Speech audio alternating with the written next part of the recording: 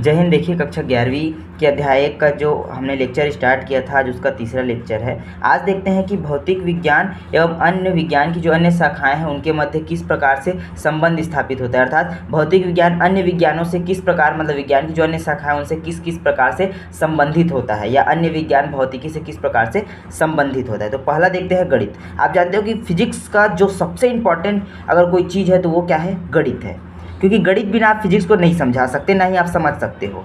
तो आप भौतिकी के नियमों एवं सिद्धांतों को समझने के लिए आपको गणित का ज्ञान होना तो एकदम आवश्यक है। गणित के बिना फिजिक्स नहीं समझा जा सकता, और गणित के बिना फिजिक्स का प्रसार हो पाना, प्रचार प्रसार हो पाना, या गणित फिजिक्स का विकास हो पाना असंभव है। और हम जानते हैं कि गणित और फिजिक्स के मिले जुले रूप से, अर्थात गणित और फिजिक्स के कारण ही रेडियो, टेलीविज़न, कंप्यूटर, उपग्रह आदि, मतलब उपग्रह की आदि के विकास जो है गणित और फिजिक्स के ही कारण हो पाया है।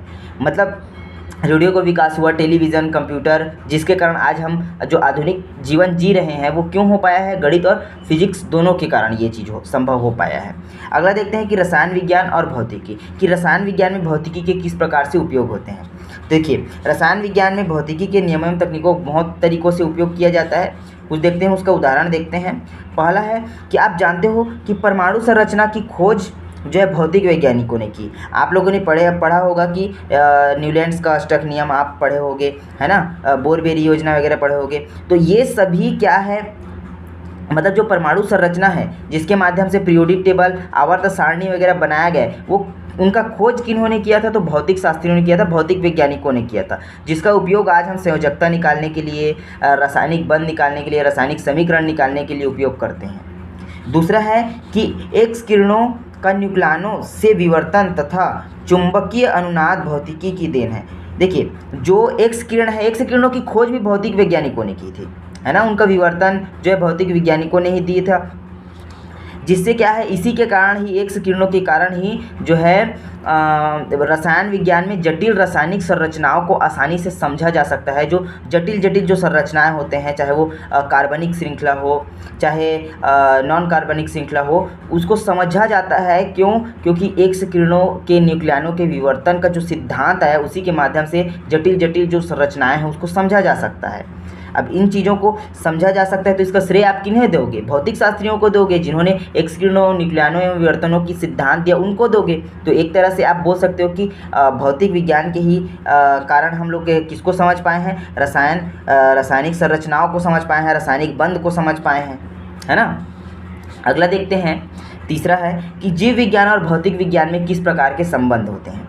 तो जीव विज्ञान में भी भौतिक के नियमों एवं तकनीकों का उपयोग किया गया है। तो आप लोग निश्चित रूप है कि जीव विज्ञान में भी भौतिकी का उपयोग होगा, क्योंकि हम लोग उसमें जो सूक्ष्मदर्शी उपयोग करते हैं, या इलेक्ट्रॉन सूक्ष्मदर्शी का जो उपयोग करते हैं, तो ये बनाया कहाँ से गया है, इनको बनाया कैसे है, तो फिजिक्स के ही कारण ये सब चीज़ों का उत्पत्ति हुआ है। सूक्ष्मदर्शी का जो उत्पादन है, या जो सूक्ष्मदर्शी का जो आविष्कार है, किन्होंने किया?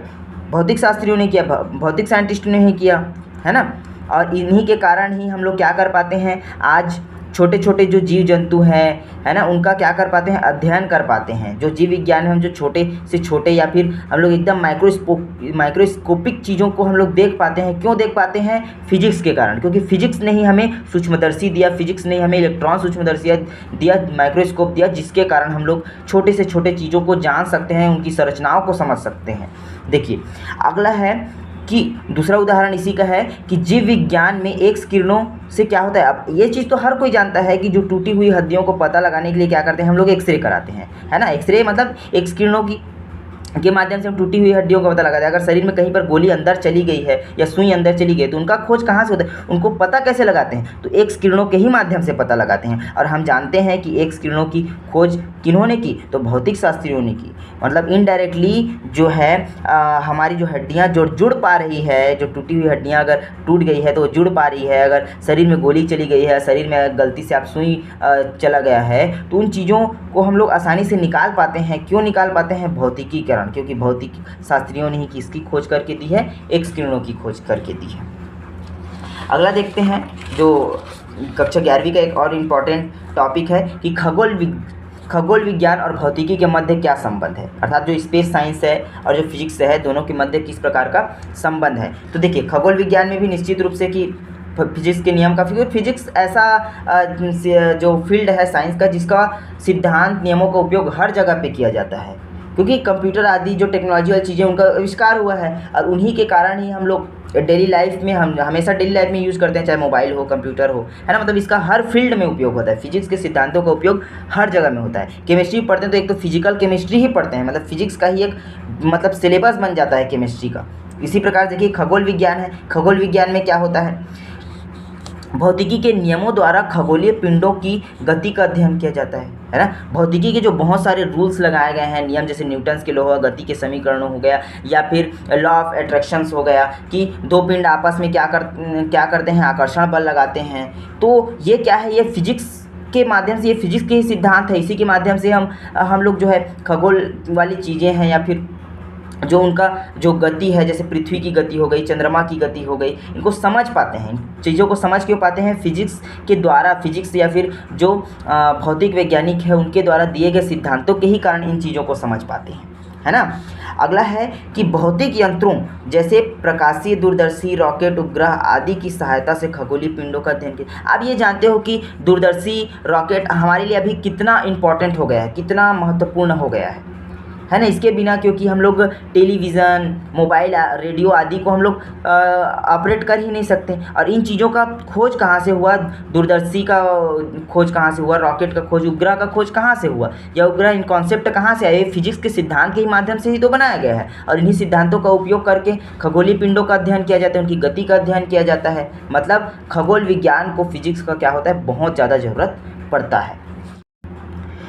देखिए प्रौद्योगिकी और भौतिकी के मध्य क्या संबंध है, अब इसको समझते हैं। देखिए तो सबसे पहले प्रौद्योगिकी को समझ लेते हैं, अर्थात ये टेक्नोलॉजी या फिर जो आधुनिकता है वो होता क्या है। तो देखिए विज्ञान के नियमों एवं सिद्धांतों की सहायता से असंसाधनों को संसाधनों में बदलना क्या कहलाता है, प्रौद्योगिकी कहलाता है। यहाँ पर असंसाधन क्या है, मतलब नॉन रिसोर्सेज को रिसोर्सेज में कन्वर्ट करना प्रौद्योगिकी कहलाता है ना। जो चीज़ें हमारे उपयोग के लायक नहीं है उन चीज़ों को उपयोगी बना पाना क्या कहलाता है, प्रौद्योगिकी कहलाता है। जैसे कि रेडियो तरंग वगैरह विद्यमान है तो वो अभी हमारे उपयोग के लायक नहीं है, लेकिन जब उसका सही उपयोग करने लगते हैं, रेडियो बना लेते हैं, टेलीविज़न बना लेते हैं, तो उसके माध्यम से हम लोग प्रौद्योगिकी का मतलब वही तो प्रौद्योगिकी है। जो टेक्नोलॉजी विकास हुआ, जो टीवी का जो बन गया, निर्माण हो गया, मोबाइल बन गया, कंप्यूटर बन गया, वही तो प्रौद्योगिकी है ना, वही प्रौद्योगिकी है। तो नॉन रिसोर्सेज को रिसोर्सेज में कन्वर्ट करना क्या कहलाता है, टेक्नोलॉजी अर्थात प्रौद्योगिकी कहलाता है। ठीक है। और आप ये भी जानना जरूरी है कि आधुनिक जो प्रौद्योगिकी है अर्थात जो हमारा जो मॉडर्न टेक्नोलॉजी है उसको हम लोग अनुप्रयुक्त भौतिकी कहते हैं, है ना। देखिए इसके कुछ उदाहरण देख लेते हैं, जैसे कि क्या क्या किन किन सिद्धांतों से क्या क्या चीज़ें बनी है। जैसे सार्वत्रिक गुरुत्वाकर्षण के जो नियम है या जो सिद्धांत है उससे क्या बना है, विभिन्न प्रकार के अंतरिक्ष यानों, रॉकेट, उपग्रहों आदि का क्या क्या है, बनाया गया है। क्यों बनाया गया है, सार्वत्रिक गुरुत्वाकर्षण नियम के कारण। इसी जब ये नियम आया तभी ये कॉन्सेप्ट आया, उसी के माध्यम से हम लोग उपग्रह या अंतरिक्ष यान को क्या किए हैं, बना पाए, है ना। अगला ये उष्मागतिकी का जो सिद्धांत आया, उष्मागतिकी अर्थात थर्मोडायनेमिक्स का जो थ्योरम आया, जो सिद्धांत आया, उसी के माध्यम से उष्मा इंजन का विकास हो पाया, है ना, उष्मा इंजन का विकास हो पाया। अगला है आकाश व विद्युत चुंबकीय तरंगे। देखिए आकाश में जो विद्युत चुंबकीय तरंगे जो स्थित है या रेडियो तरंगे जो स्थित है, उनका जब खोज हुआ, उनका जब सिद्धांत आया, जब उनके संचरण के सिद्धांत आया, उसी के माध्यम से क्या हुआ, रेडियो, टेलीविज़न, मोबाइल, रडार इत्यादि जो रडार वगैरह दुनिया का भर का जो फैला हुआ है वो उनका विकास हो पाया। क्यों विकास हो पाया, क्योंकि रेडियो तरंगों के संचरण का सिद्धांत आया, रेडियो तरंगों की खोज हुई, चुंबकीय तरंगों की खोज हुई, जिससे कारण ही हम लोग क्या कर पा रहे हैं आज, आधुनिक जीवन, जो इतना आनंदमय जो जीवन जी रहे हैं वो केवल और केवल किसके कारण जी पा रहे हैं, केवल और केवल आधुनिकता के कारण। और आधुनिकता किसके कारण आया है, फिजिक्स के कारण, है ना। तो इस प्रकार से भौतिकी का विभिन्न जो क्षेत्र है या विभिन्न जो फील्ड है उनसे संबंध है। आशा करता हूँ आपको समझ में आया होगा। धन्यवाद। जय हिंद।